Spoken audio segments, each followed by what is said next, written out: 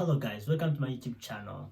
I say thank you very much for having this time again for me to come again and listen to what God has prepared for you.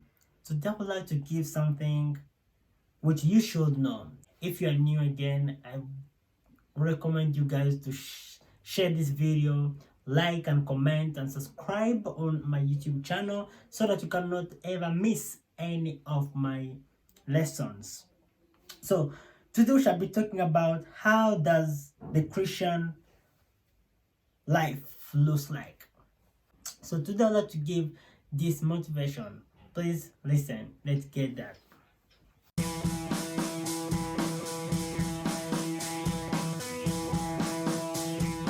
And many times I've been asked a lot of questions. How does Christian life looks like? Because it's really hard to understand Christian lives.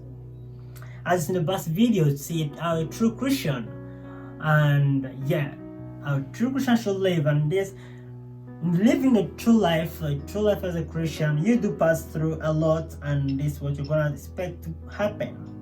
There was a young man who was preparing for the race. And when the race started, this young man started running. This race was 400 meters. So the guy started running. At the end of the point, we found that this young man started falling down. He falls, like when he runs, he just tackle himself, break an ankle, rise again, run, again rise again run, again rise again run, again fall, again rise again. This young man, he was very special to me.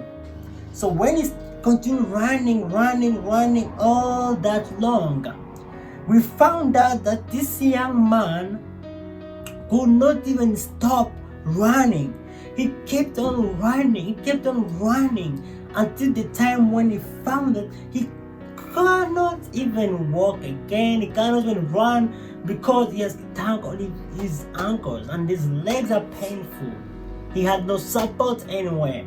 This young man is us as Christians. This young man is me and you. This young man who is running for a race of 400 meters is me and you who are running. We are running to salvation. We are running to get at the end. We are running to make sure we reach where? At the ending point. That's the Christian life. Christian life is a race.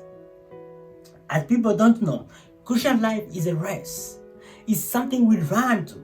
We run, never stop, never ends. Keeps on running day and night. Let your life be the same. 7 days, 24/7. 12 months, January, December. Monday, Sunday to Sunday. 24/7. Let your life be the same every day. Let it be a race. Let you run until you reach the ending point. This man didn't stop on the way. Didn't stop, didn't give up. He kept on running. But others he could be, oh, my ankle's paining, I can't run anymore. Just give up and stop. And that's the Christian life. When we go into trouble, when we find some circumstances, when we find difficulties, when we find that we cannot do it anymore, when we find that we are forsaken, God has left us, we ask ourselves questions. Oh my God, God has finally left me. Right now, I cannot do anything. I just left me in the dark. You know what, my friend? That's the moment when God is working. The moment when you feel like you have been forsaken. The moment when you feel like you can't do it anymore. The moment when you feel like God has finally left you in the dark. And that is the moment you should make sure to raise up and run. Raise up and run. Don't give up. This young man couldn't give up. He kept on running, kept on running. At the moment when he found that he cannot do it anymore, at the point he found that this is the time I cannot run. But he kept on forcing himself to run. He kept forcing himself to run. Then his father came, hallelujah. His father came to him and wrapped his arm into his shoulders. And he said, my son, are you sure you can do this? And the young man said, yes, I want to finish this race. I want to finish this race. Just ask you, my son, are you sure you're not running this race? Are you sure you're gonna fight this race? And then when you said, yes, I wanna fight this race, I wanna finish it, I wanna live my life for you, I wanna surrender it for you, I wanna give every single thing for you. I wanna run. I wanna finish it and make you proud. His son couldn't disappoint father. He kept on running. He said, my father, I wanna finish this race. I wanna run for it. I wanna finish to the point, to the ending point. And what he says, and that's, you remember in the Bible where it says when Moses took the Israelites out of Egypt, you know what happens? They stopped at the lake, the Red Sea. They stopped there, and what happens is that they couldn't do it anymore. There's no way. No, there weren't boats. There weren't anything. They couldn't do anything at all. And when they found themselves empty-handed, they found themselves that they have left him, and they started mocking Moses, saying, why have you laid us here when we can't do it, and they're just gonna kill us?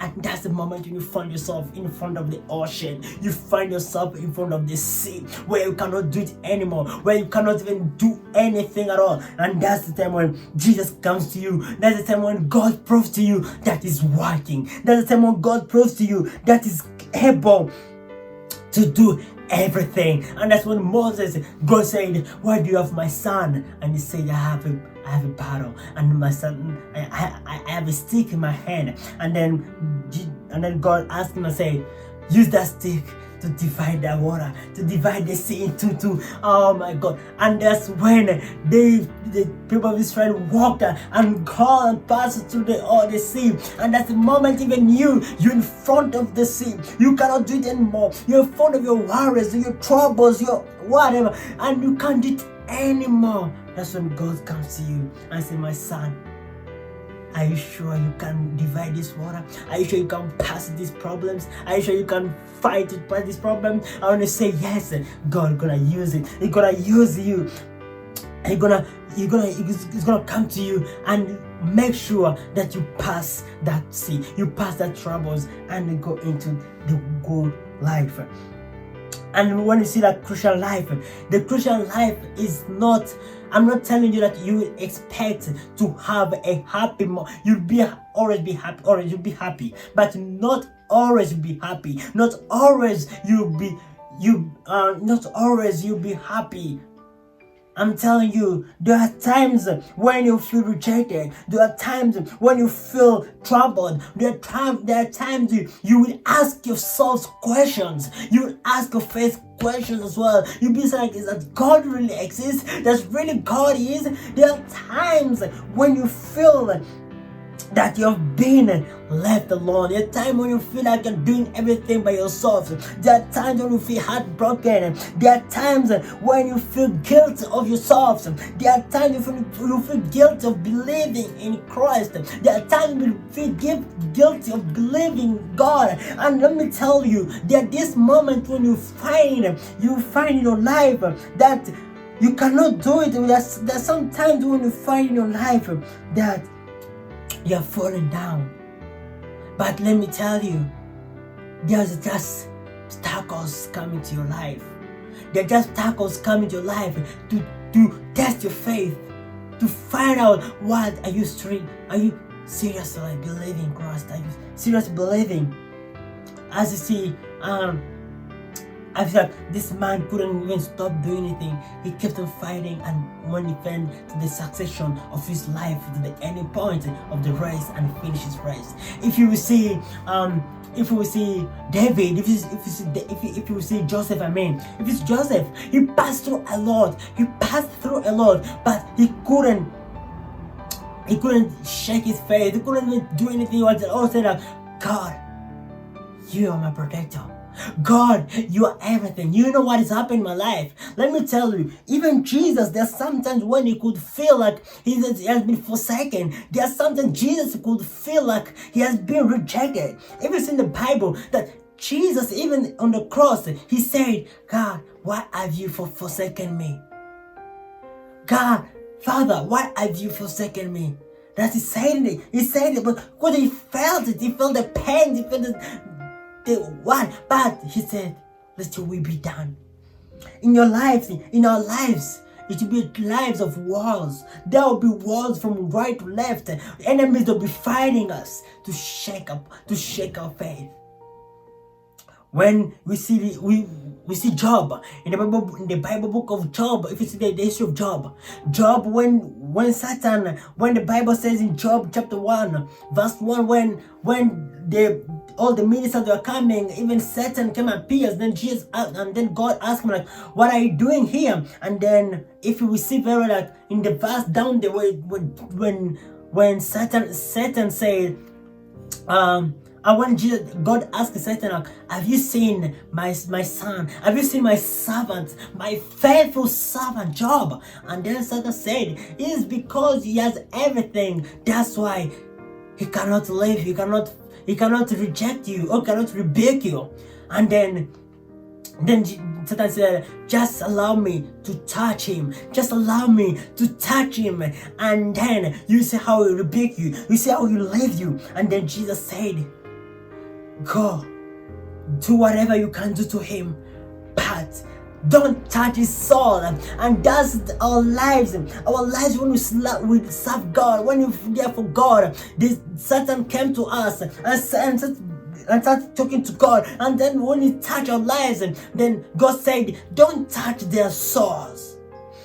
Touch them, but don't touch their souls. That's why I feel like we have. Then Satan comes and touch us and brings tough causes, bring problems, bring wars into our lives so that we can rebuke God. But we found Job remained strong of his life. His cattle went, his farms went, his children were killed.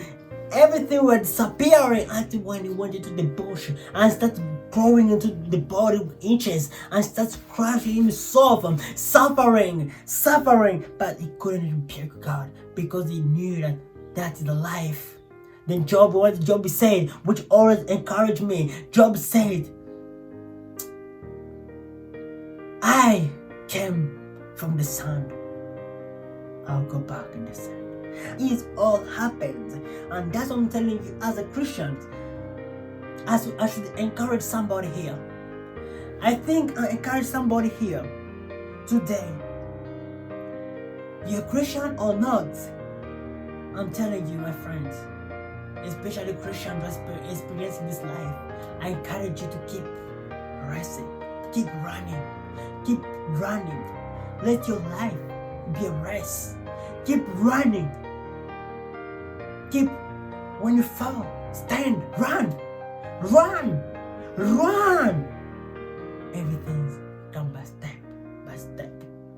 Then run.